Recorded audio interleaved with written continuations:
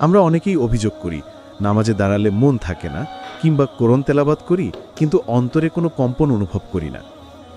ইবাদত আমাদের কাছে অনেক সময় অভ্যাসে পরিণত হয়েছে, কিন্তু এটি যে ভালোবাসার বিষয় তা আমরা ভুলতে বসেছি। রাসূলুল্লাহ সাল্লাল্লাহু আলাইহি ওয়াসাল্লাম যখনই কোনো সমস্যায় পড়তেন তিনি নামাজের দিকে ছুটে যেতেন।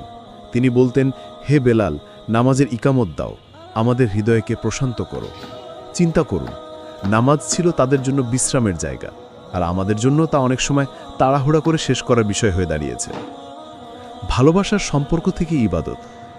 ইবাদত প্রিয় হওয়ার প্রথম শর্ত হলো যার ইবাদত করছি তাকে চেনা এবং ভালোবাসা।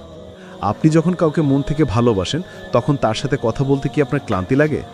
ঘন্টার পর ঘন্টা কথা বললেও মনে হয় সময়টা যেন কম হয়ে গেল। আল্লাহর সাথে আমাদের সম্পর্কটা কি এমন? ইমাম ইবনুল কাইয়িম রাহিমাহুল্লাহ বলেছেন, অন্তর যখন আল্লাহর ভালোবাসায় পরিপূর্ণ থাকে তখন ইবাদত